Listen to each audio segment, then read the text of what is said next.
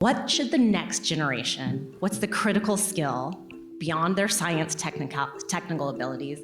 What should they learn from you and your opportunities and your maybe mistakes that they need to do better to influence the state of our world? Who wants to take that first? We'll start off. Yeah, go for it. I can kick off. I do think you've heard from us, being able to translate the work into impacts in local communities and show the value of that. I think that it's really hard in the scientific community sometimes to do that, and also the long lead time of the research makes that very challenging. But figuring out a way to communicate, and I think communicating in ways that the young people are communicating now is also really important, and that doesn't lend itself. Tweets are very short, but trying to figure out some smart ways to address that, because I do think that's a really important way of communicating the value. I'll just add, just since the AAAS does a lot of this work, and we're big fans of the NSPN, so glad you're here. The thing that I think is really hard for folks to understand who are just coming into this is there's always these trainings about how to do a one-pager, how to do PowerPoints, and that's a prerequisite. You got to be able to do all that stuff. But the fact of the matter is that alone doesn't get anything. You can have the most beautiful PowerPoints and the great talking points and be able to do your elevator pitch. There's a wide variety of tools at your disposal, and part of that is building relationships over time.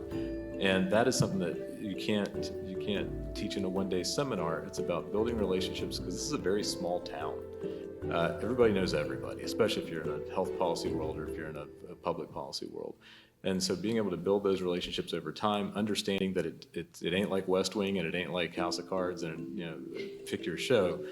In fact, it's even crazier and even better. And I like that. That's the way it should be. But understanding that is not that the mentality of you're going to come in and save the day is actually, it's more important to work in teams and to work in big groups like this advocacy community to make a giant difference, which is really possible when you put your mind to it. I'd say it's more like Veep, but let's go to the next question.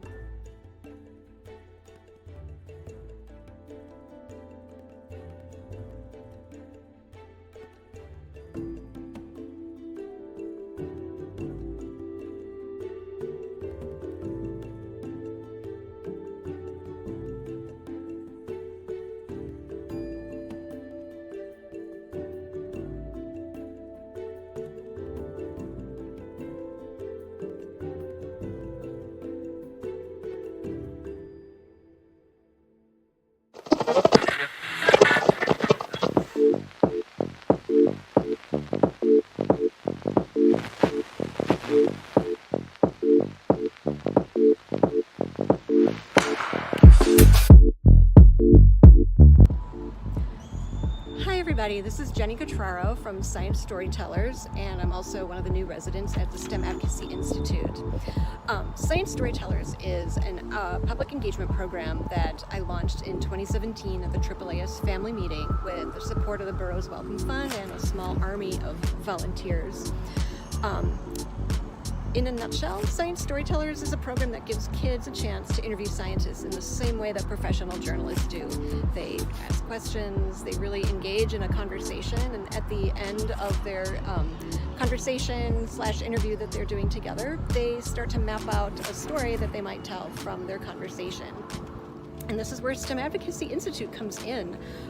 Since joining as a resident last fall, I've worked with Faniel to develop the idea for my residency project, which is to reboot Science Storytellers and to package it as an event that can be run by anybody once trained at events ranging from science festivals to museums to community events, faith communities, farmers markets. I'd really love to see this getting out to the public and beyond the scope of the already science interested public. So to get started with this, Faniel encouraged me to develop a logic model, which I had not heard of prior to joining STEM Advocacy Institute. And so he was very helpful in my development of that logic model in the fall, as well as a diagram that walks you through kind of a run of show and what happens at the Science Storytellers booth from the beginning of a kid's experience to the end, and also for a scientist and how they are operating at the booth.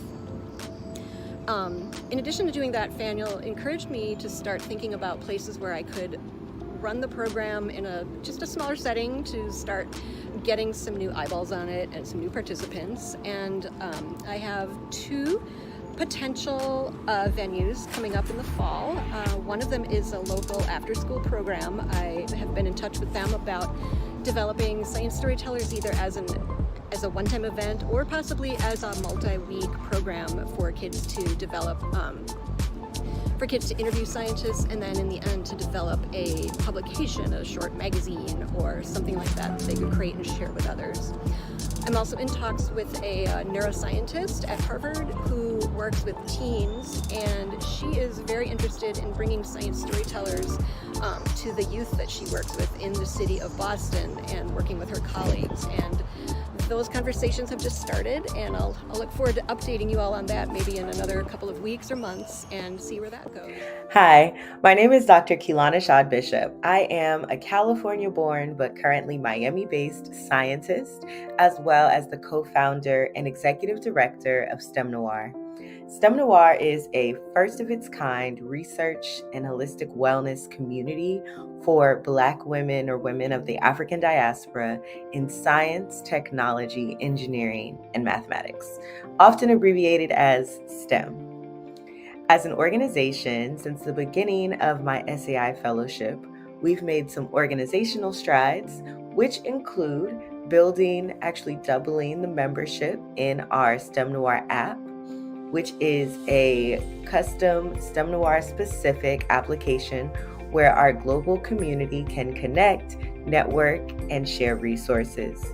We've adopted a new format for our year-round program, which is called Wellness Wednesday, hosted in collaboration with the Research Her, where we have invited Black women experts in various fields of scientific endeavor and wellness, spanning everything from personal well-being to finance, to present and share their knowledge with our community once a month.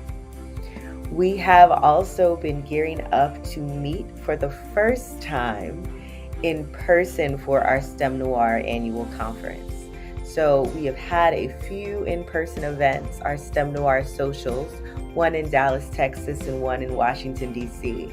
But this will be the first time that as a community we're able to share space and program in person, hear about our community's research in person, present awards in person. We're very, very excited. STEM Noir 2023 is going to be held from June 22nd to 25th in San Juan, Puerto Rico. We have met 65% of our registration goal, and we have 2 months, over 2 months until our event. So we're very, very excited. In collaboration with our sponsor, Ginkgo Bioworks, we have a phenomenal program. We've curated a phenomenal program with experts from academia, from industry, from business, and from the nonprofit and advocacy sector, to make sure that a wide breadth of career possibilities and professional and personal development opportunities are able to be taken advantage of by our attendees. Through the remainder of my SAI fellowship, I intend to focus my efforts on building up the STEM Noir app so that we can use it as an avenue to assess the interests of our community and funnel them to the appropriate support systems. For example, at our STEM Noir 2023 conference, we are going to be having collaboration chats, and one of our collaboration chats actually focuses on science communication and outreach. We are excited to start that conversation in person and then funnel those folks with that stated interest to a particular feature in the app where they will be able to learn about funding opportunities, collaboration opportunities, and ongoings and happenings and such and so forth that they may want to take advantage of, or they may just be curious about and come to us with questions and we can funnel them to the appropriate party. Hi, I'm Justin Yarrow. I'm the founder of the MPO Codemakers and the creator of Super Scientists. I'll be telling you a bit about the Super Scientist project that we've been running since 2019, and then specifically the work that we propose to do with the STEM Advocacy Institute. So Super Scientists came out of work that we were doing with young people where we were teaching creative coding, animation, a bit of robotics. And I'm a scientist by training, a PhD scientist, and so I wanted young people to better understand scientists in South Africa. And I realized that what we needed to do was to think more about the type of media that the kids that we work with already consume. And that media is really around characters. It's around the characters that they see in movies and TV and cartoons. It's the characters that they see as the heroes of entertainers and sports people. But when you think really about how STEM education is conducted, at least in South Africa, there's a big disconnection between the people that do science and the content of what's taught. You don't learn about contemporary scientists, and so they don't make that connection. And we found that this is true when we asked young people to name a scientist. They would say Albert Einstein, or they would really have no answer. So we wanted to change that. What we came up with is Super Scientists, where we're drawing scientists as real superheroes. And it's not just scientists, but also science champions. So people that are documentary filmmakers, science communicators, policy experts. We've done a few of those. We'd like to do more. So because of the success that we've had to date and the interest from a number of different countries to have Super Scientists made, we decided that we would try to launch in the US. I'm from the US, but I've been living in South Africa for more than 15 years. And we've had actually a number of teachers that have asked for our materials that are in the US, and a sizable portion of our web traffic is also from there. So that was the idea that we proposed to Fanuel, and it's coming along slowly but surely. The comic that we were making and the science exhibit that we were making had a number of delays, but we're now on firm footing to start making US-based Super Scientists, and we just reached out to a group of people that had previously expressed interest and have a few candidates already that we hope to draw, and then we're hoping that we can partner with at least one organization so that we can have a mechanism for delivery of the Super Scientists that we make, and be able to get some feedback from a STEM education organization and really, hone the project. Hello, everyone. I'm Dr. Melanie Peffer. I am the author of Biology Everywhere, How the Science of Life Matters to Everyday Life, and also the author of On the River, which is part of the Biology Adventures series. It's a spinoff of Biology Everywhere. So my residency project came about because of Biology Everywhere. And so I wrote Biology Everywhere because of my observation of how many people just don't like science. They have these bad classroom experiences. They seek out the cultural stereotypes in society, and it just really turns them off. And the problem is that we all have to engage with science. It's not something that's optional. And so what I've been trying to do with Biology Everywhere for the last couple of years is to find a way to create what I call safe gateways to curiosity.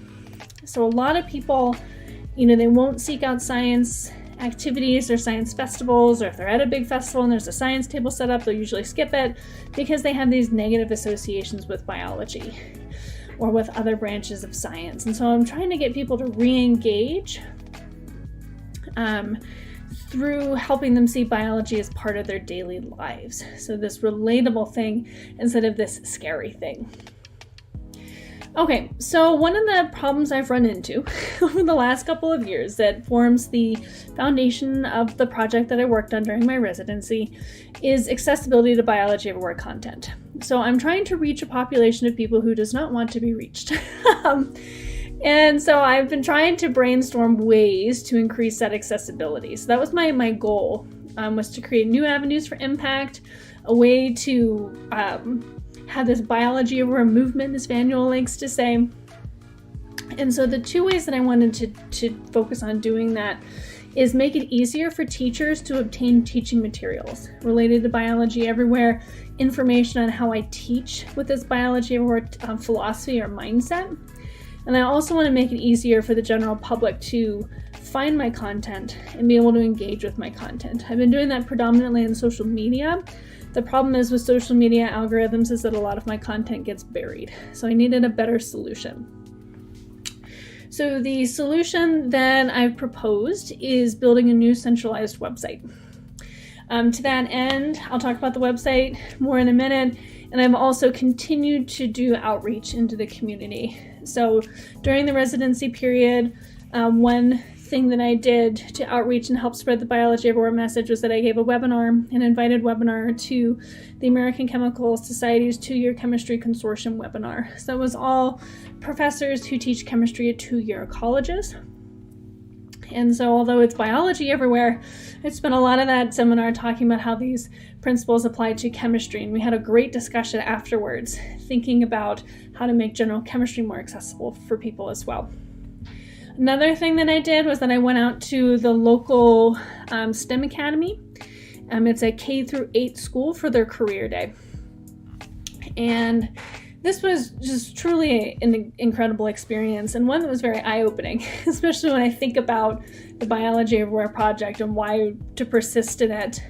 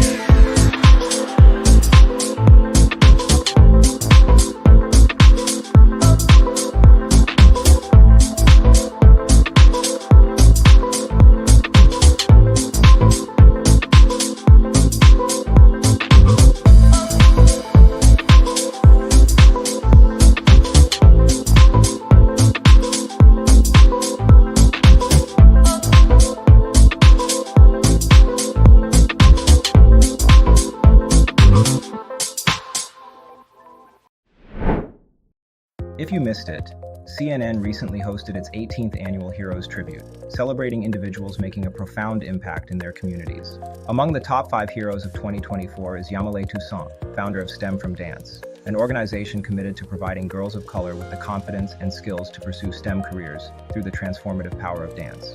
During the broadcast, Yamile was introduced by Misty Copeland, principal dancer of American Ballet Theater and founder of the Misty Copeland Foundation, who highlighted STEM from Dance's inspiring mission. The award was then presented to Yamile by CNN's Laura Coates. Where does that confidence-crushing voice come from? You know, the one that bellows in your head? You can't do that because you're a girl. As a high school math teacher, Yamile Toussaint heard that voice influencing her students. Yamile knew that she, a STEM-loving woman of color, was an exception. She grew up loving 2 things: math, because her parents worked in science and engineering, and dance. Even at MIT, she pursued them separately. But then she saw her favorite performers combine dance with precise graphics, lights, and sounds. And in 2012, she brought her passions together in Brooklyn.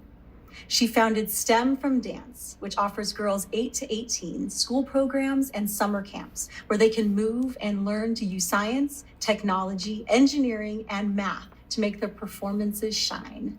And on center stage in 9 cities across America, step by step, Black girls and brown girls now hear those confidence-building words. You can do that. Well, it is my honor to present CNN hero Yamile Toussaint. Wow, how incredible this is for you. Yamile, congratulations. I understand that you draw a lot of inspiration from your mom and dad, and your dad is actually here with us tonight. He must be so proud of how far you've come. Yes, he's so proud. You know, when I think about him as a teenager coming to the US from Haiti and really establishing his life and his career as an engineer, and really also instilling this love for engineering in me and my brother. And so I think that the fact that I always thought that I could be an engineer, even though I was the girl, my brother became an engineer, but I became one too. And when I think about Step From Dance, that's what we want to create. This idea that anyone, especially our girls of color, can dream big in STEM and see themselves having a future in STEM. So just like I was inspired by my father, I hope that girls all over the world are really inspired by me and by STEM From Dance.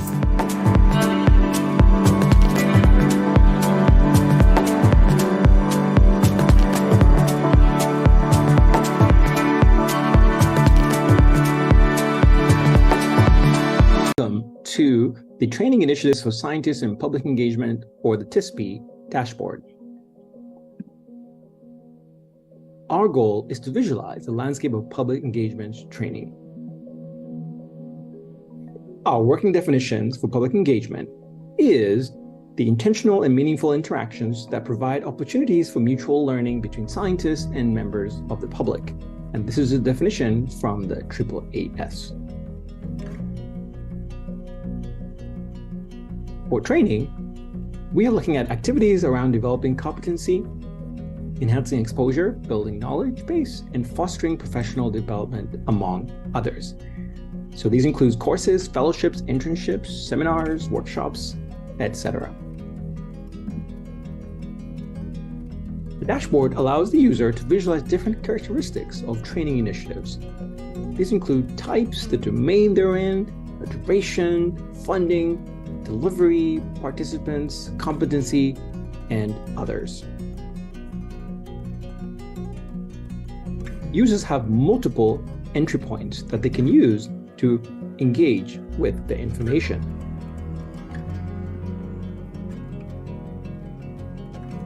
Each graph is responsive and provides an access point, so you can click any part of the figure and be able to then visualize that information. The whole dashboard updates accordingly.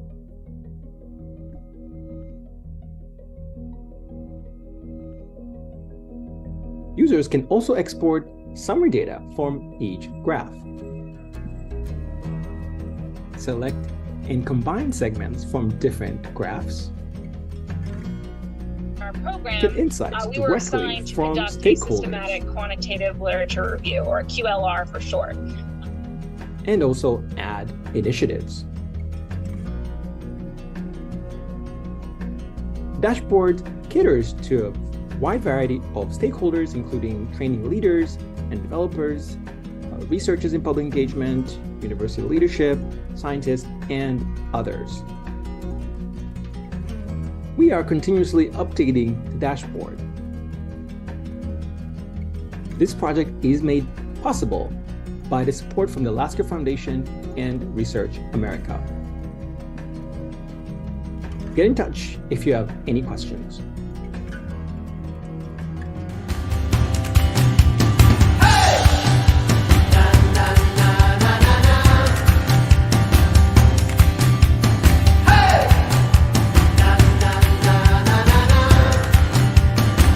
This special highlight was brought to you by CivicSciTV is a communications company built for scientists by me, a scientist. CivicSciTV works directly with academic researchers, tech companies, nonprofits, and any scientist to create clear, engaging, scientifically accurate media. Whether you need a whiteboard video to teach your audience something new, an animated explainer video that breaks down your complex work into something that's easier to understand, visually compelling slides for an upcoming presentation, a blog article to inform your readers of the latest research in your field, or even just a simple illustration, SciComm is your communications partner. Simplify your science with SciComm. Since 2016, the Society for Science's STEM Action Microgrant Program has funded over $1.1 million to grassroots organizations expanding STEM opportunities across diverse communities. Grantees tackle many challenges such as improving STEM literacy, promoting equity, and protecting the environment with tailored community strategies. Recipients include Science from Scientists, Full Steam Forward, Save the Harbor, Save the Bay, Ciencia Puerto Rico, and so many others. California leads with the most microgrant awards, and 2024 saw a record $320,000 distributed to 66 organizations across the U.S., with half being returning grantees. Explore our ongoing analysis by visiting our terminal.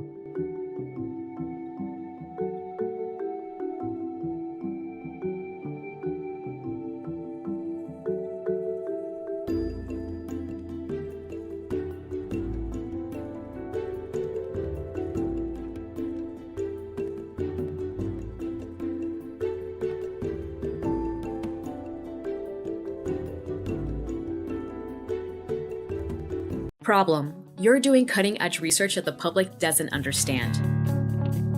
You're incredibly busy, and outreach takes a lot of time. The solution: Galactic Polymath, an education studio that helps you connect to the most important audience for growing STEM literacy, K-12 classrooms. So, how do we connect your research to the classroom? At Galactic Polymath, we create beautiful visuals to communicate your science,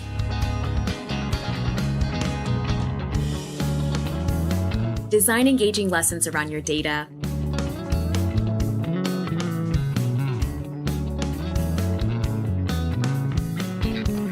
analyze our data and find out for yourself, align to teacher standards and practices, help you complete outreach on a funded grant, and win grants by having stellar broader impacts, ultimately simplifying your outreach efforts.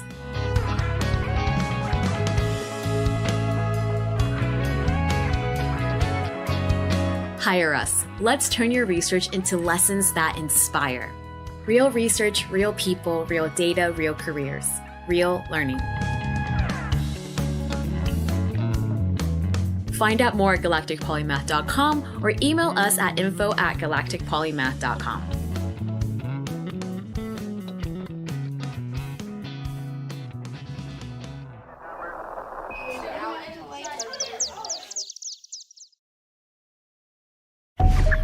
Welcome to Maropeng, the cradle of humankind.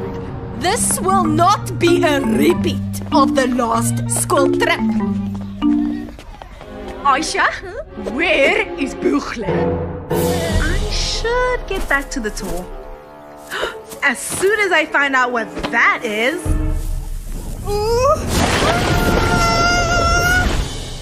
I'm a woman of science. I don't believe in cave-dwelling monsters. I think...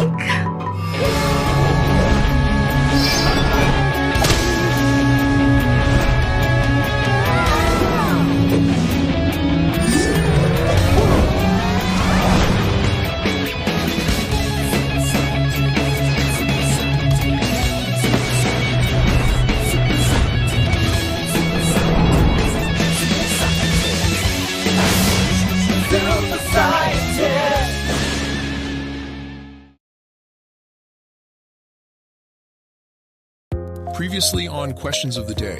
One of the projects that we're working on right now that we would like to put on CivicSciTV Network is we're developing a game-based play for learning the rules of genetics. And so I think a lot of kids sort of approach genetics for the first time from the sort of Punnett Square, Mendel and his pea plants, and there's value in that.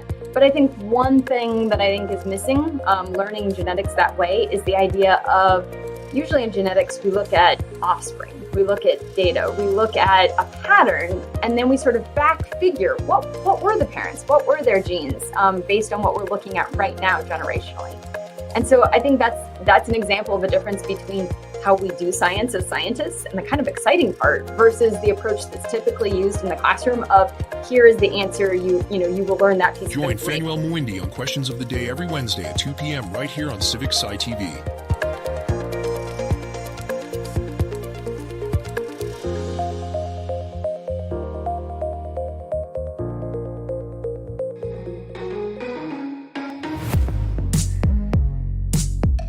Hi, my name is Dia Dwarkanath, and I'm the host of The Perspective, a new program on the CivicSciTV Network. We add layers to the map of civic science that the network is building. In each segment, we bring in expert guests who are also civic science researchers or practitioners. We focus in on a particular issue, perhaps a recent finding related to it, and discuss how guests and/or their organizations are addressing it. From quantum outreach to equity in STEM, climate justice to quality psychology education, we dive into how scholars and practitioners are specifically engaging local communities in a two-way dialogue to solve these vast challenges. You'll take away actionable advice, key insights, what's next, and ideas on how to make science more civic. Watch the fun and inspiring perspectives of trailblazers on our program.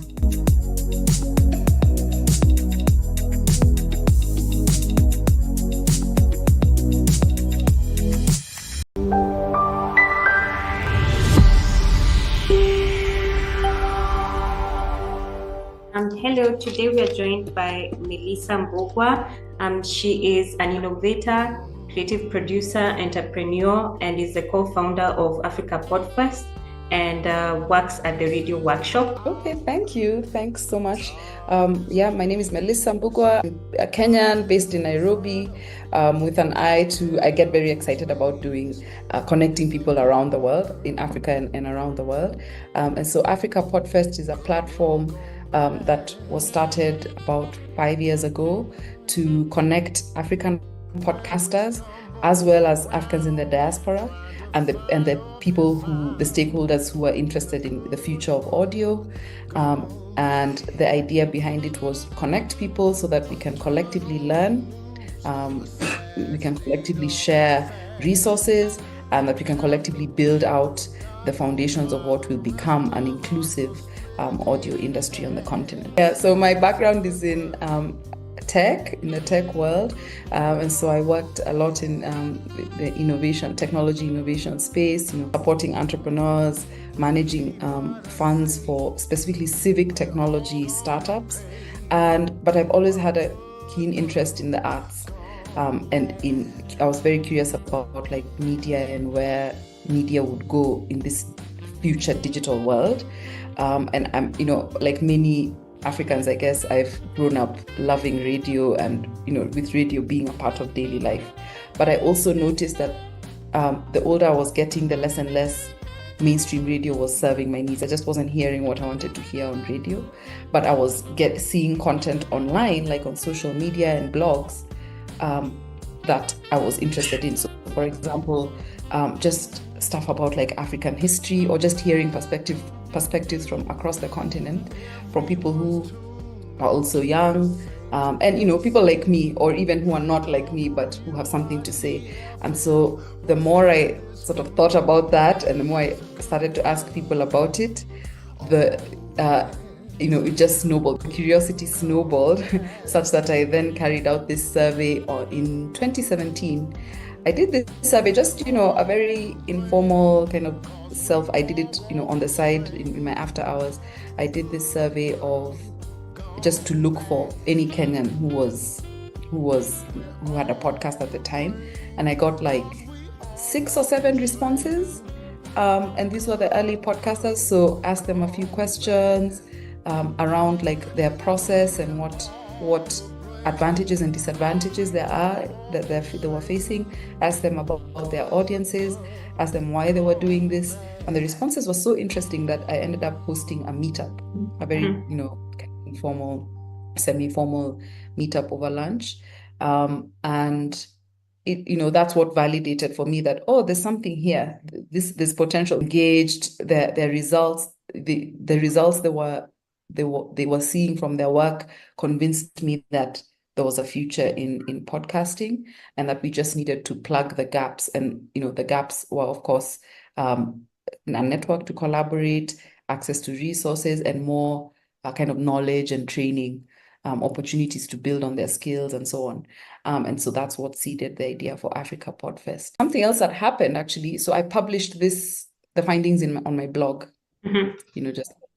and the reach of that article went further than, it blew up in a way that I just didn't imagine. So I ended up fielding like media interviews from like Johannesburg, so many places around the world. And I realized, so it's not just a Kenya thing. This is an Africa-wide, phenomenon that's bubbling under, and it's still in its very early days. And so I, kind of put the idea together and pitched it to a couple of my friends. They thought it was interesting as well because they also had media backgrounds. And so we started Africa Podfest.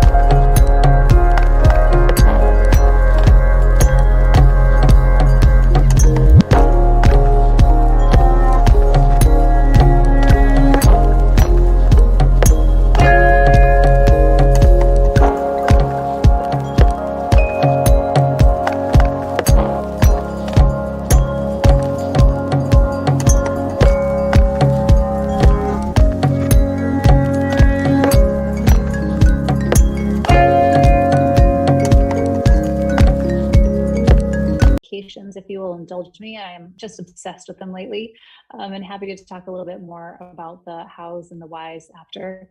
These are all bespoke data scientifications, so it's not like just running data through a single piece of software and like a factory kind of popping out results. They're bespoke in the sense that each data set has a different science story, and each data set has a very unique set of data, the way they look, the way they are.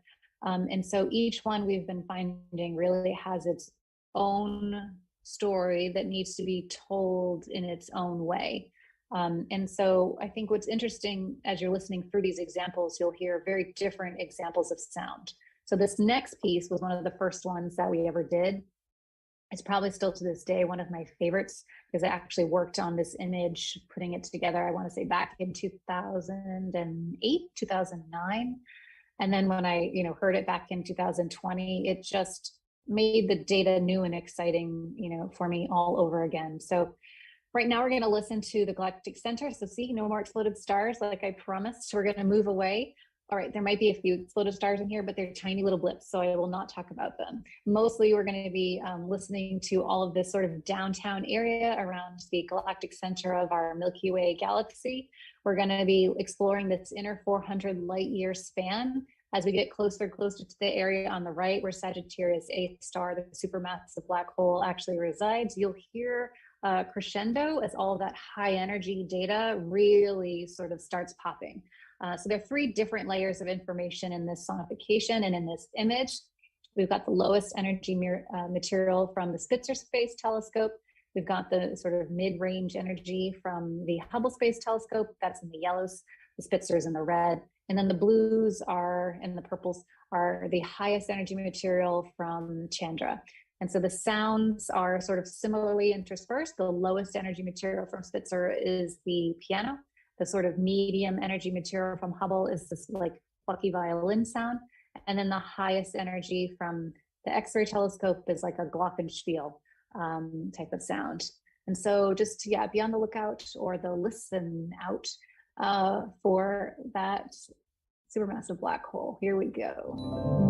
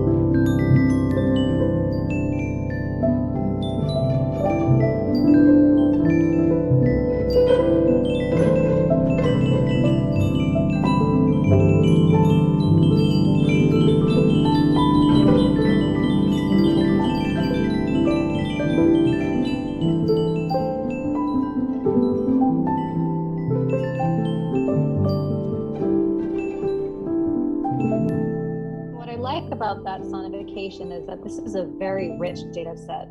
As you can tell from the visual, it is very dense. There is a lot going on. That beautiful filamentary structure from Hubble, that sort of, cloudy, gassy, red material that you're seeing from Spitzer, and then all of those tiny sources from Hubble, as well as some of the diffuse X-ray emission that you're seeing as that sort of nebulous, bluish, purplish kind of material. It's a lot to look at and it's a lot to listen to. But when you listen to it, the interplay of the three different instruments is, I think, pretty evident in certain locations. You can really hear how the material through sound is complementing each other. Welcome to Questions of the Day. I'm your host, Fanuel Mwindi. So in this show, we cover current affairs in civic science around the world. And we try to do this from multiple vantage points, utilizing special correspondents, bringing in various stakeholders from around the world, from researchers to practitioners, to those who are making decisions around funding and so forth, to ask them fundamental questions around developments in civic science. And so you may be wondering, what is civic science? Well, at the core of civic science is the public engagement around science. So the what, the who, the where, the when, the how.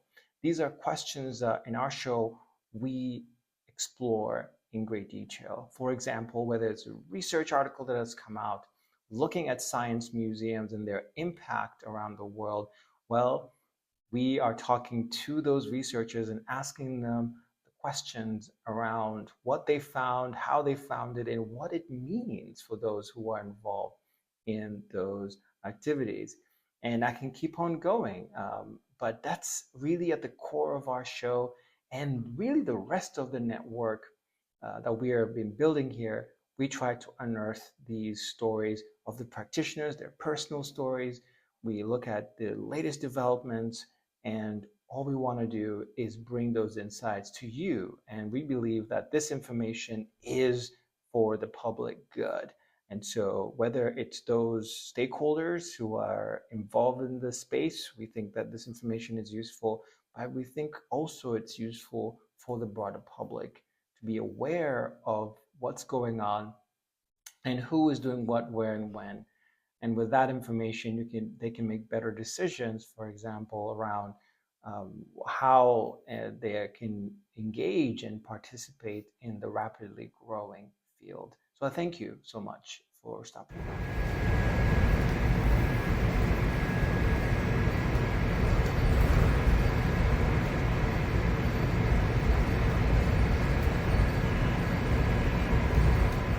You were recently selected as one of the inaugural Science Handbox Fellows, right?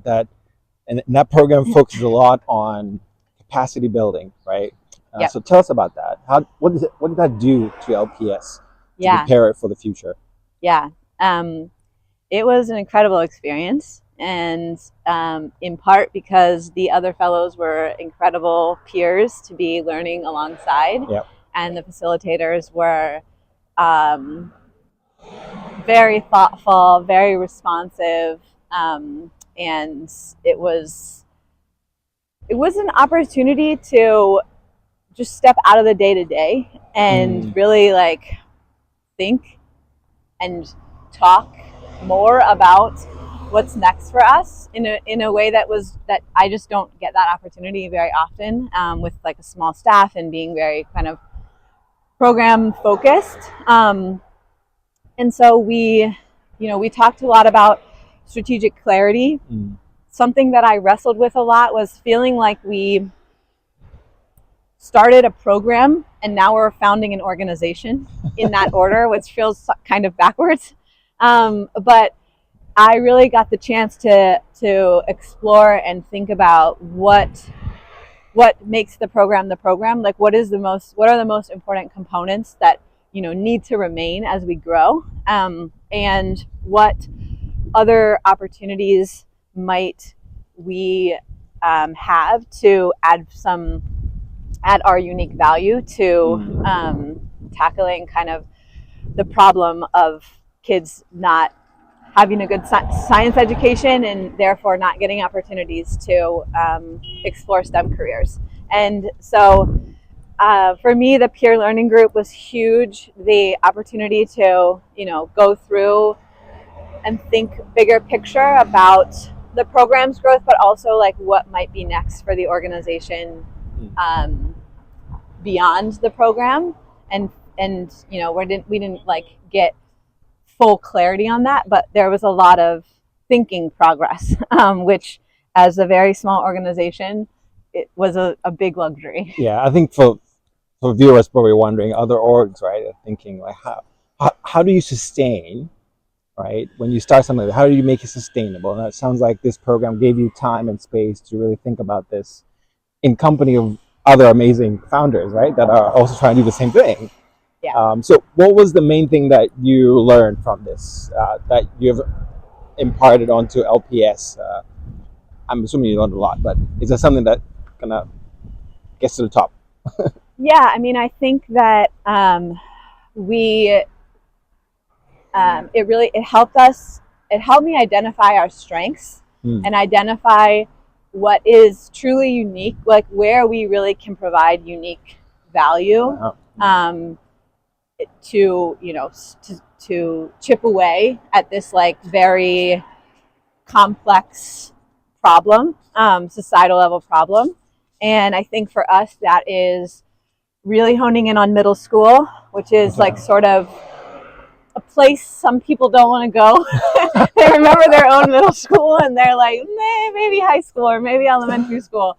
But also like being inside the classroom, being in the school day, I think is a unique model. It's not the easiest model, but I think it gives us the opportunity to make an impact. It gives us the opportunity to reach students who are most often left out of opportunity. And so I think we have some what I realize is that we have demonstrated that that's possible. It's possible to work inside the school day and have like what a lot of people would think of initially as like an informal science learning opportunity, but that it can take place. We can partner directly with teachers. It works on a national scale. Like, we don't see big differences between our students in rural communities and our students in urban communities and our students in California compared to our students in Iowa. Like, we're not seeing, like, the model seems to work. And so I think that was the biggest learning for me, was figuring out, like, what is our unique value that we bring and how do we start to expand on it and replicate it? Yeah, and it sounds like you can turbocharge this whole. In this episode, we're heading north to Northeastern University in Boston to connect with Assistant Professor Eileen McGivney. She specializes in design-based research on how people learn through immersive technologies like virtual reality. Her research pulls from disciplines like learning sciences, educational psychology, and media studies to explore both the potential and challenges of using VR to create learning experiences in environments that traditional classrooms can't offer. Of course, our interest is around public engagement. She first takes us on a tour of the facility. So here we are in KMD's Immersive Media Lab. So just give you a quick tour of the space. So this is the wonderful Zach who manages this lab for all of us. And this is the testing room where students and faculty can book stations to try out different VR. So there's space to use standalone headsets, but there's also a headset at each workstation attached to the PC. So this is where if you need to do something high powered with a PC, you can come try it out here. Looks like lots of new fun equipment that they got in here. And they also even have a haptic rig. I've never tried this, but this is where you can actually get experience kind of with full body virtual reality too. So you can kind of strap in and run on a treadmill. What's the grids? What are those? So that is so you can block out your space when you're using VR. You set a guardian boundary around it so that you can walk around, but it gives you a warning when you're leaving your space. So this way they've mapped it out so that each PC has its own station, but then if you're using standalone headsets like the one we'll use, you can actually put more people in here with those headsets and they're not gonna run into each other. So one person per grid. Exactly, yeah. You could, if you wanted, you could make the whole thing one grid so that somebody could move around a lot. But usually you really need like a 6 or 7 foot square to be able to use most VR. So classes take place in here? Yes, so we teach in here. Students can come in and reserve spaces and try things out, or faculty can reserve the whole space, which is what I did with my class this semester. So we did, for part of the semester, we were in here trying out different VR experiences and having guest lecturers kind of join us on Zoom and demo their projects and talk about their research. And then at the end of the semester, we were in here every class period for students to work on their own projects, creating VR and AR applications for their final project. Great. And then this, speaking of, developing VR, so sorry, we're filming a little segment. This is the development room where students can also book time on PCs to actually develop their own VR systems. And so there isn't VR in here necessarily, but it has all of the software that they need. Dr. McGivney tells me about the rest of the equipment that they have in store, and then we proceed to take a test ride in one of the VR sets she had set up specially for my visit. Okay, How is that? That's good. It looks good. I've been working with a lot of Wow. little kids lately and it ends up like falling off their faces. Oh my goodness. So yeah, so what you're seeing now is the pass-through mode. Okay. And I should have actually, before I had you fit that to your face, I should have put you in the menu, but I'm gonna give you the controllers. Okay. Oh. So you are going to get in the kayak and you're gonna go on an expedition. Almost I want to jump in and swim. No. I should not do that. You could try. I don't know if it'll let you. So I should get in there now? So Oh, okay. All right. Welcome to Questions of the Day. Welcome back, actually. I am so honored to be joined today by two very, very special guests. Paige Giroux. She's a boundary spanner, a science communicator, bioengineer, researcher. I mean, there's so many terms for you, Paige, that I don't know what to use anymore. And also joining us is Rami Traorig, a deaf biologist and public health professional at the NIH's Center for Alzheimer's and Related Dementias, or commonly named as CARD. And so we're here today, and I want to mention that Gabe, who is our ASL interpreter, is also with us for this conversation. So we're here today because Paige recently wrote a piece that really just caught my attention, and it was titled "What American Sign Language ASL," and we'll use that terminology, ASL, is teaching me about effective science communication. And I'll be honest that I hadn't really thought of science communication in ASL until I fully read this piece. And so, Paige, thank you for bringing this to my attention. So in your opening paragraph, Paige, you write the following, and I quote, "I really do feel that learning ASL is doing something more. It's opening up new pathways of thinking, particularly visual thinking, that are making me question the ways my first language leads me to think and allowing me to express myself in a completely new way," end quote. So Paige, in your article, you mentioned that you started learning ASL to be able to communicate with a deaf scientist. So both of you, can you just take us back on that story, starting with you, Paige? Yeah, I had always wanted to learn ASL since my sister started learning several years ago. She tried to teach me a little. At the time, I didn't have a whole lot of time to learn, but then I started working for CARD and I found out Rami was joining CARD, and just learning that we would have a deaf scientist at CARD, I was like, okay, this is time to learn. So I downloaded an app, Lingvano, and just started to learn there, and then started to take some live classes. And I was really excited the first time that I met Rami after I had been learning ASL for a couple months, and we were able to have a conversation, and that was really special for me. Rami, how about you? What was it like just interacting with Paige in those early days as she was learning and the rest? Yeah, when we started working and I met Paige at work, I found out that she was really motivated to learn ASL, and she wanted to do some side projects between science related to ASL, and we started working on that. And we have like ASL chats with other scientists at work where we can communicate efficiently. And we figured out how deaf people can work in the same context, like in the lab or the same way as other scientists. And I think ASL can express different like 3D visuals of those scientific things, like a variant in genes or other things. It's more of a picture way to explain. You know, you can visualize instead of using words in English and depending on that. So we think that's cool.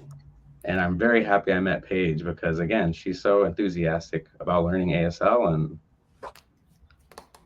just giving us different projects related to ASL.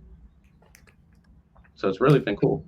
And I think it's good exposure for the other deaf scientists out there because there's not many scientists out there who are deaf as well. So I think this is a good start. It's good exposure for other deaf people who are interested in science. And my understanding, Rami, is that you are the first deaf scientist, I believe, in CARD. Is that right? Yeah. I started last July. So I'm still new. And yeah, I'm the first deaf scientist at CARD. That's wonderful. And so, Paige, in your piece, you say that there is a lack of science communication in ASL, right? Created by and for deaf and hard of hearing individuals, which presents this barrier to exposure. And as Rami kind of alluded to this, and success in scientific education and research. Can you tell us more about this because you're a science communicator, why the lack of ASL in science communication? Yeah, I mean, first of all, I went recently to Gallaudet University, and saw many scientists who are doing a lot of really cool science communication. But so that's amazing within the deaf community, but outside, a lot of hearing science communicators are not learning ASL or aware of how important it is to communicate science, not just through captions of a video, but actually in ASL as its own language that can show science, literally show science instead of just explaining it in words. Yeah, it's the visual element, right? And you I think throughout your piece, you keep referring to this, that it actually transforms you in unique ways and be able to think differently as well, as I even opened up. Rami, how has the experience been for you in your communication efforts through ASL? Communication in ASL with what regards? Through science communication, as you're communicating your science and what you're doing. I think communicating in science language in ASL, I mean, it's so much, there's so many benefits to the visual language because you're drawing a 3D picture. Like DNA, the sign is DNA. So you can see, you show what DNA actually looks like with your fingers instead of depending on those words. So people can visualize what DNA looks like. And I think ASL would help many people to understand many science concepts easier and more clearly. And Paige, do you think there should be a little bit more integration of ASL in training, if you will, in graduate programs or just science communication training initiatives? Yeah, I think it would be great. So one of the things I found really interesting with Rami is early on, I was asking him about like attending seminars and that kind of thing. And he has interpreters with him at all times at NIH, but they have to finger spell a lot of the scientific jargon. And so he's, I mean, imagine a talk filled with jargon and all those words finger spelled. I mean, how hard it would be to that's so much work for your mind to have to read that finger spelling and then translate it into pictures in your mind versus the power of ASL is to show that in the first place. So there's some really cool initiatives within the deaf community to create more iconic like signs for science things. Like I was learning from a conference that I went to, like a gene being like literally the sign for a gene where it shows you like the 4 bases and the you know structure of the DNA helix as opposed to like spelling that out.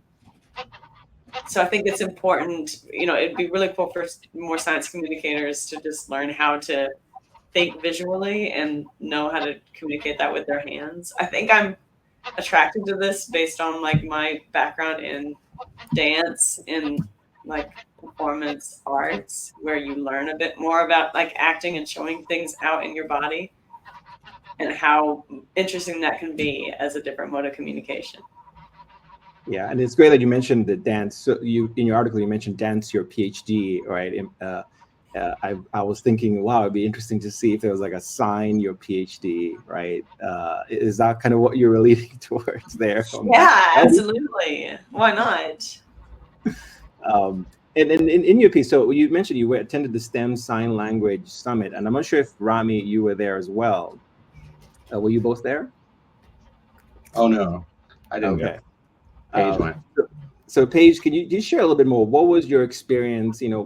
What changed for you after attending this conference? Yeah, well, Rami inspired me to go, first of all, and he graduated from Gallaudet, so he knew some individuals there that I could connect with. But going, first of all, I'm pretty new to ASL. I've been learning it for the past year, but going and seeing talks for an entire weekend in ASL, I mean, it was quite overwhelming, but it was a lot of good practice for my eyes. Honestly, I just find it so... It's just a completely different experience to honestly give my ears a break and just like, you have to be cued in to these talks. I mean, people are talking about science and I'm, watching intently. Like, I can't take my eyes away because I'll miss something. And it's an incredible experience. It's hard to explain, but there was a researcher there that was talking about her work with sea turtles, and she was telling the story about her first time seeing the sea turtles like lay their eggs and the eggs hatching, and just her body language. I mean, literally, she recreated that moment on the beach, like what she was doing and her facial expressions and how she was feeling in a very like performance way. That was fascinating. Like, I just didn't want that talk to end. And I've not had that experience so much with, like, I'm a really good science talk in words. I mean, if someone's telling a really good story and using expressive language, maybe it can achieve that. But I just thought the ASL hit different. Yeah, and I think that excitement came across in your piece as well. Rami, I'm just thinking from your side, how has ASL like transformed your own way you approach science in a way? Like, has it changed any? How maybe I'll rephrase it. How has it affected the way you're approaching your science to others that you've seen who are not deaf, for example? So I try to make it very clear by developing some signs for other scientists so we can communicate. Like, for example, if we're writing something and we have to show something, instead we can just sign it so it's quicker and it's clear too.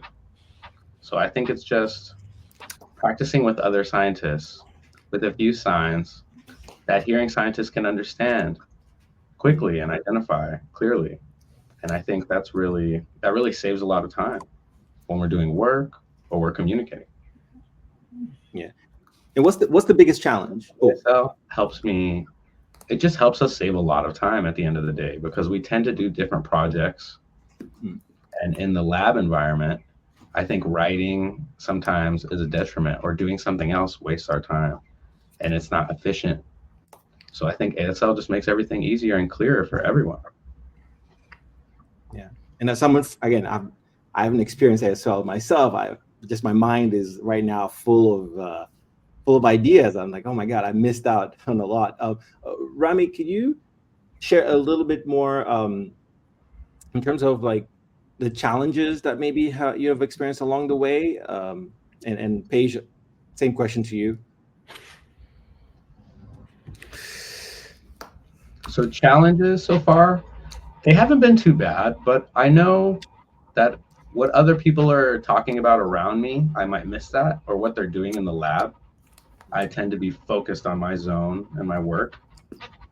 And communication out of the lab, when they're around me in the lab environment, I can't really hear. So that's one challenge. Sometimes I wish I could know what someone was doing besides me in the project in the lab without asking, But one other thing in the lab environment is to make sure we have an open space where I can see people doing their work, or we can communicate that way.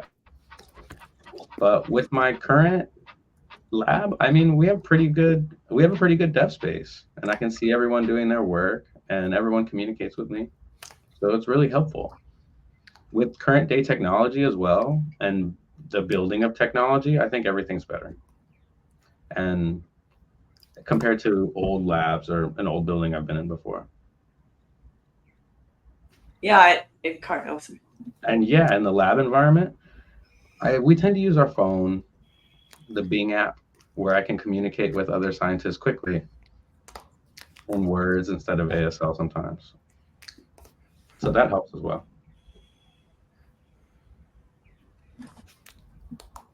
And Paige, you were going to say something? Yeah, at CARD, we have a lot of windows. Like, there's glass everywhere. So, I mean, it's cool for me because I can see Rami like through the window in the lab, and we can communicate. That's a bit of ASL, is we don't have to be near each other. We can be across the window and saying hi and communicating. Thank you for that. So, Paige, what more needs to be done in this space? You mentioned, science communicators. There's a lot that science communicators can learn from ASL. So, what more needs to be done? Yeah, I think that, well, first of all, I don't want to speak for Rami, but I think that it means a lot for hearing individuals who are working in the same spaces as deaf scientists to learn some signs. I mean, I think it means a lot, and it can open up new ways of thinking for yourself. In a way, it's similar to science communication. Like every scientist learning a little bit about science communication, it can open up new ways, right, of you thinking about your own project, seeing the bigger picture. We talk about art. It's cool to get involved with that and collaborate with an artist because it helps you see your own science in a new way. I think ASL has done that for me. I mean, even just like little examples. I was talking to Rami about what he's working on, and I was asking him to describe. We have a term that we use a lot in CARD called long read sequencing. It's like, Rami was saying, it's like long read sequencing for a type of DNA sequencing that we do. But even that, is a very English word, interpretation, just like long read. It's just interpreting the words itself that doesn't necessarily mean anything. And we were talking about how could we sign that? There is no sign for that, but it's based on a tiny pore where DNA is going into this pore and coming out and being read along the way. So could you sign that? Could you create an iconic sign for that would actually help many people? Me not knowing what that technology is, if someone shows it to me like that, I'm like, oh, now I understand how it works. So I think discovering the language of ASL can help just open up your mind to new ways of thinking about how to communicate science, I think. Yeah. And Rami, from your end, what more needs to be done in thinking about integrating ASL into science communication and science overall? I think ASL would help so many scientists to understand science things they're working on. I mean, it shows function. You can show movement through ASL. ASL is like a 3D language. So I think it would help so much visually and helping to communicate with other scientists clearly about function or roles. I mean, there's so many things ASL can apply to in science in general. Yeah, and in your piece page, you mentioned I think there's a YouTube page, right? Can you tell us more about that? Yeah, so there's a group called Atomic Hands that it creates some wonderful descriptions of science concepts in ASL. I think they're both deaf scientists there. I know that one of them is a professor at Gallaudet. And so just watching their videos even as a hearing person, they were describing the eclipse the other day, right? And explaining the eclipse, I can tell you in words, okay, the moon comes in front of the sun, but you would have to visualize that in your mind. As opposed to when they were signing it, they're talking about this sun and the moon, and it comes like this, and the moon is blocking the sun, and just showing that they do things like that where imagine being, I don't know, any kid or a deaf kid who's trying to learn science. That's a much more engaging way than having to read about it in captions of a video, right? Yeah, and are you seeing more efforts and initiatives in ASL, integrating ASL and science communication from your end, Paige? Well, I'm just discovering this myself. I know that I feel like recently just the rise of Instagram. I mean, there's more visibility, right? Deaf scientists and other deaf individuals can put content out there, and I think there's a lot more content to be found. I mean, it's probably easier to learn ASL than ever, just like other things, because there's an app for it. You can get online video lessons. You don't have to leave your house and you can learn it, right? Which is super cool. I think a lot of that came from the pandemic too, right? So I think there's a lot of opportunity there for incorporating it into our science communication. Yeah, and in your piece, actually, you do share links to some articles, right? Really talking about the research, which we didn't get into today, but the visual aspect, right? The cognitive aspect of what happens to those who are trying to practice, right? And I like the way you frame it, like it's a practice that you can learn a new language, if you will. So what are you both working on now together? Because I know you have a partnership going on. So Rami, start with you. What are you working on with Paige right now? So I'm trying to do an ASL chat with other scientists and other people who work at CARD. And I'm trying to develop some signs for our lab. Specifically, like she just said, long read sequencing function. There's little details with signs that we're trying to dial in and develop. And we want to make videos and other things. And I think Paige has a lot of ideas. And I think they're great. So we have to start with something and it will snowball and lead to other things. Unfortunately, Rami has a day job as a biologist. But I try to rope him into science communication projects whenever I can. I'm like, hey, Rami, you want to like create some videos? And he's always game. So.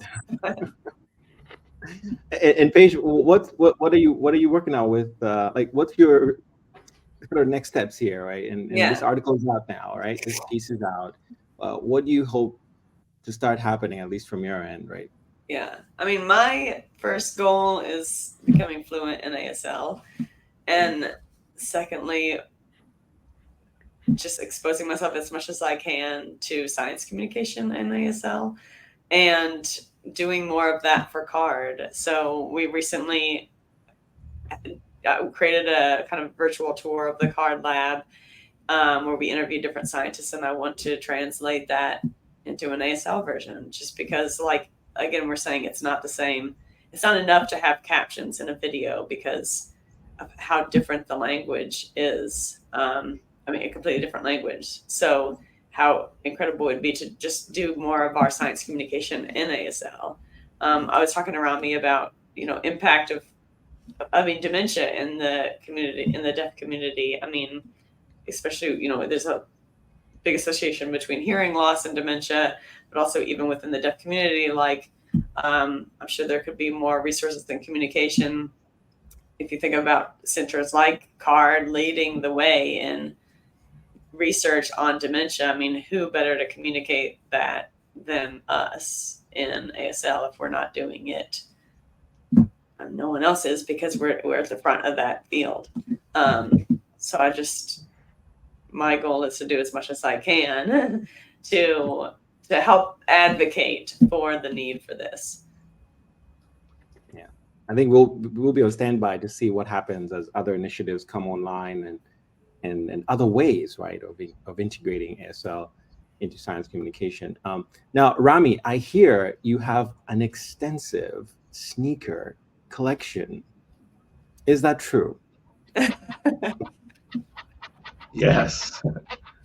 I have one room filled with shoes. I would say over 150 pairs. I started collecting since maybe high school and college, and I've built it up over time. So I'm trying to reduce it a bit now. Now my priorities are changing. I have some shoes I haven't worn or touched.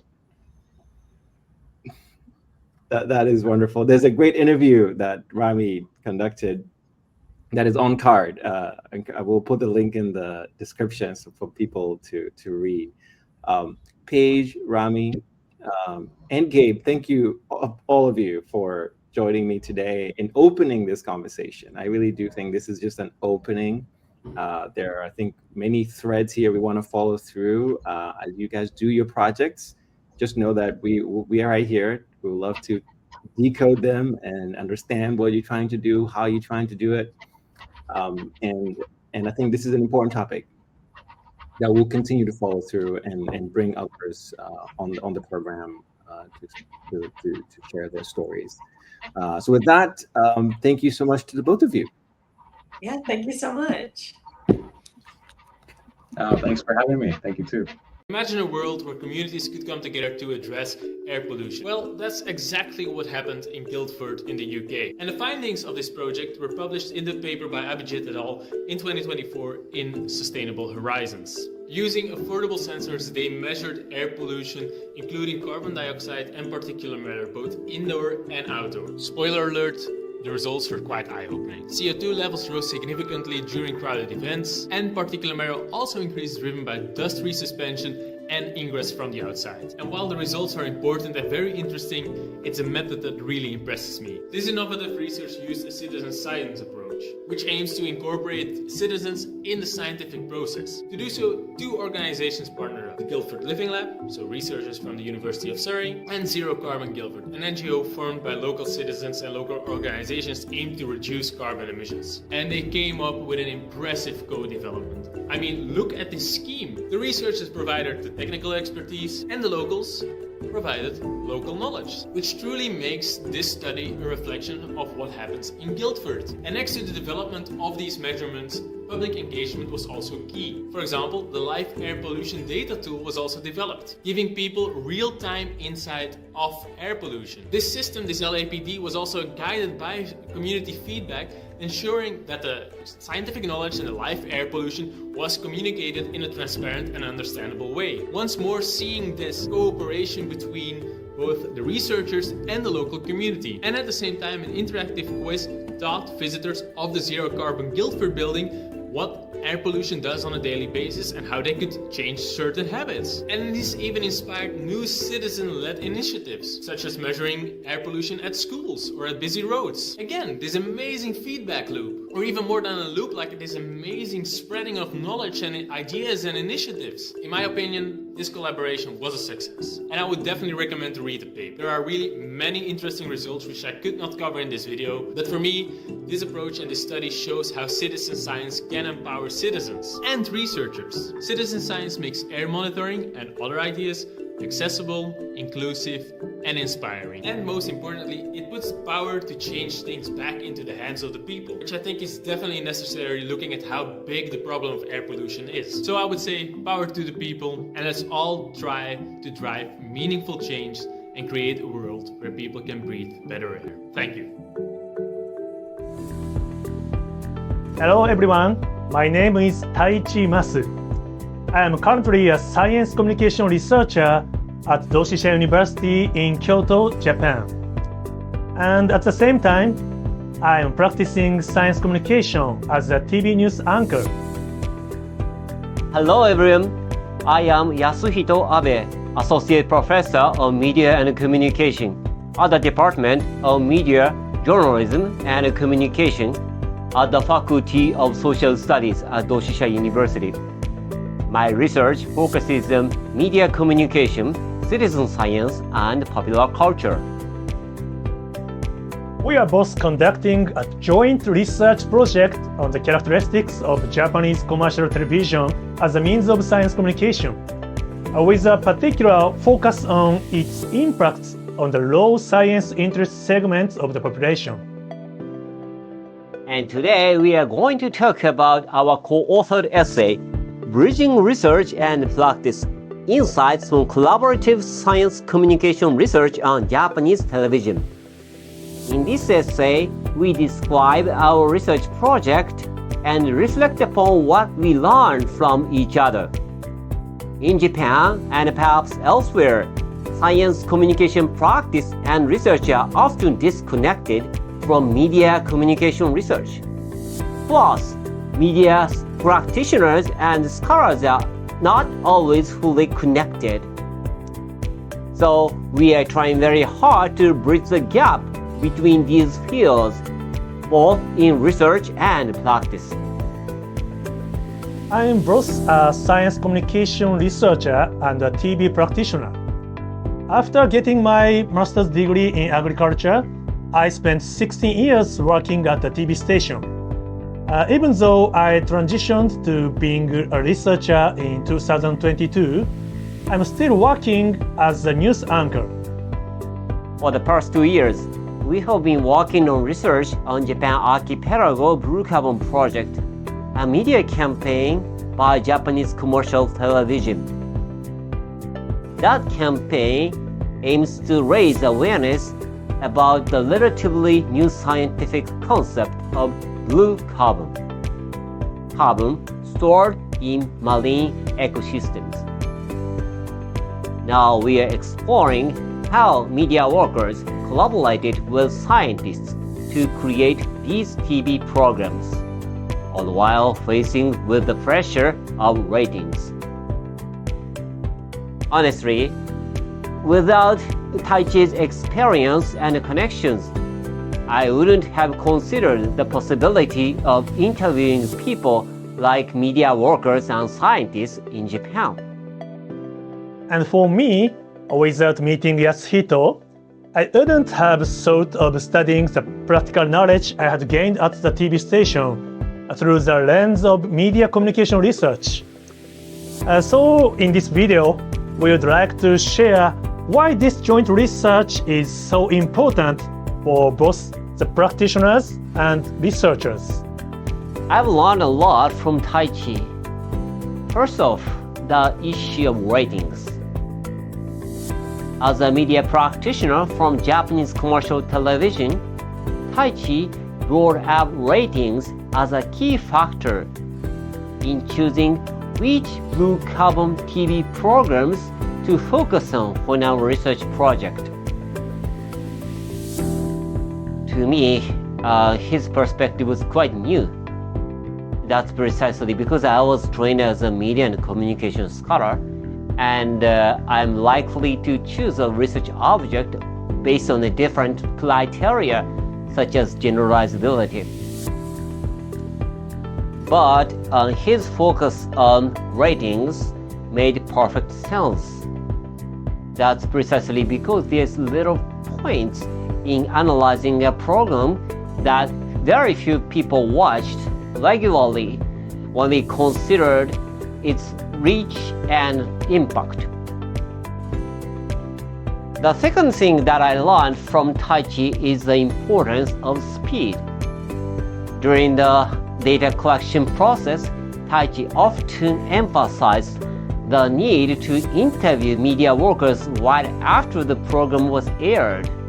That's precisely because their attention shifts to next project very quickly. So if we wait too long, they may forget what they did in the previous program.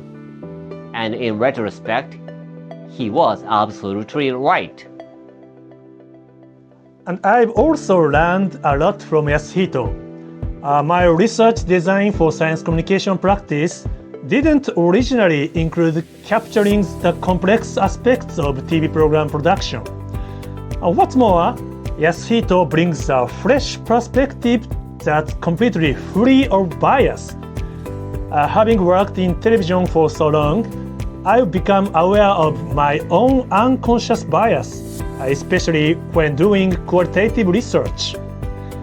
For example, when Yasuhito interviews TV producer, he asked a basic, but for me, very insightful question. He said, "Why do you always need to come up with something new?" It may be a reasonable question for many people, but for those of us in media, it is something we take for granted. So such question wouldn't even cross our minds. Science communication researchers and media studies scholars as well haven't always produced the insight that media practitioners actually need.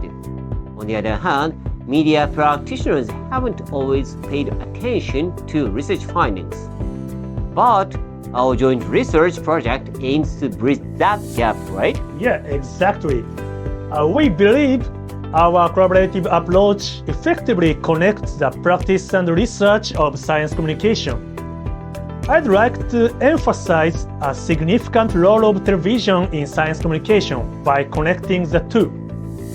TV reaches a wide audience, including people who might not actively seek out scientific information.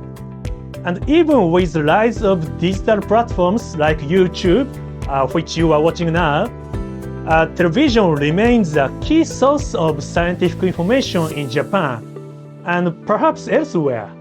Yes, exactly. We should keep going. Yeah. Thanks for watching. If you are interested, please check out our essay. We'll be happy to discuss more about science communication and television. So, bye-bye. Goodbye. Sayonara. Sayonara. You have almost certainly, and probably unknowingly, been helping Google build their AI and machine learning systems. Whenever you're online, clicking grid squares containing street signs, motorbikes or traffic lights, some of the clicks supposedly proving you are a human are actually used to build a bot.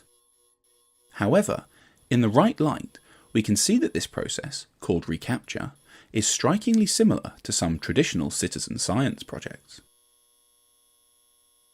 By comparing Google's reCAPTCHA with projects such as Galaxy Zoo, we propose that a new concept, dark citizen science, helps uncover the hidden techno-scientific labour we are all unsuspectingly enrolled in.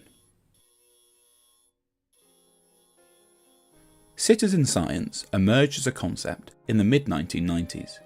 It is viewed as an ideal way to engage publics in and with scientific processes and build their trust in science. Early citizen science projects run by Cornell Lab of Ornithology had citizens collect data on bird migratory patterns, nesting habits, and populations. Citizen scientists in these projects were a kind of data sensor, recording sightings and creating a huge distributed database. Other projects encourage citizens to be active in setting research agendas, framing problems, as well as collaborating on data collection and analysis. One notable desk-based citizen science project, Galaxy Zoo, recruits volunteers to label images of galaxies.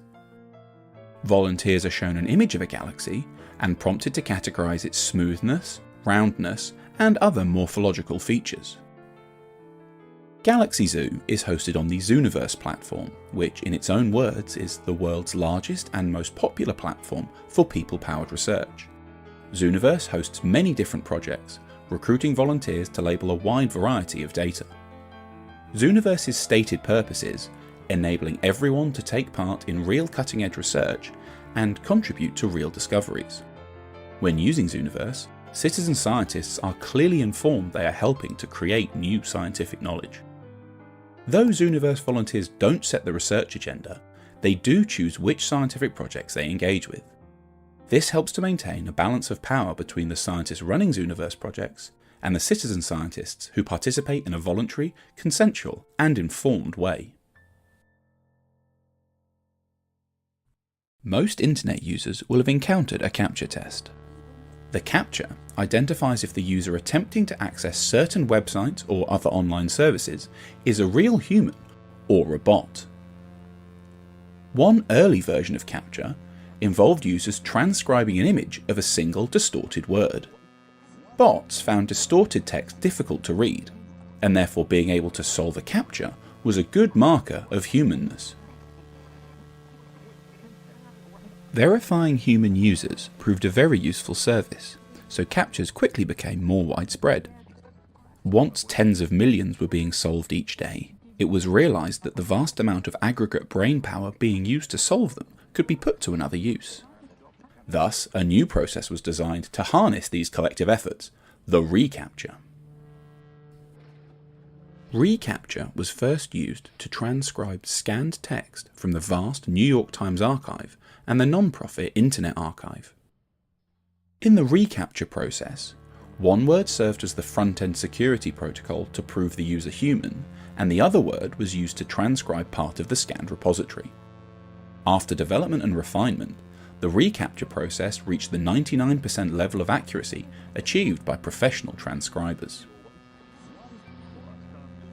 Google acquired the reCAPTCHA technology in 2009 and continued the back-end use of reCAPTCHA as a transcription tool for their Google Books project. More recent iterations of reCAPTCHA have users categorize images of roads. These images are carved into a grid, and users are asked to select all the panels containing certain objects, such as traffic lights, signs, or bicycles. While not obvious to everyone completing this task to prove they're not a robot, reCAPTCHA is also being used by Google to solve hard problems in artificial intelligence. Tucked away on Google's reCAPTCHA website is the following statement. High-quality, human-labeled images are compiled into datasets that can be used to train machine learning systems. Research communities benefit from such efforts that help build the next generation of groundbreaking AI solutions. There has been some speculation as to what type of AI Google have enrolled us to build, but this remains unclear. What is clear, however, is that Google are utilising the work we do when completing reCAPTCHAs not just for site security, but for the creation of value. Completing a reCAPTCHA is similar in many ways to classifying galaxies on Galaxy Zoo. However, reCAPTCHA and Galaxy Zoo differ in important ways. The process of Galaxy Zoo and reCAPTCHA both produce knowledge, but with reCAPTCHA, this is far from clear to the unaware citizen. Only through concerted effort can a user discover that their labour is being used in this way, and even then, the specific use their labour will serve is unclear. Unlike Galaxy Zoo's more equitable arrangements, with reCAPTCHA, the balance of power is tipped firmly in favour of Google and away from the unsuspecting citizen whose part in creating knowledge is involuntary and unequal. Citizen science can contribute to greater engagement and increased democratic governance of science. But not all processes resembling citizen science are designed with these ideals in mind. In the digital landscapes of neoliberal late modernity, citizens are engaged in forms of techno-scientific knowledge production of which they are unaware and for which they receive no reward. Our expanded framework of dark citizen science helps further illuminate these science-citizen configurations which have until now evaded our critical gaze. The concept dark citizen science helps us to uncover a hidden facet of the relationship between citizens and big tech, explore the deleterious effect of these processes on traditional scientific institutions, and is yet another example of labour-like activities infiltrating more and more areas of our lives. These wide-ranging social consequences must be held in view if we are to fully grasp the implications of citizen science in its various forms. For it is increasingly apparent that in our distributed technological world, whether we know it or not, we are all on the production line, and the production line is never silent.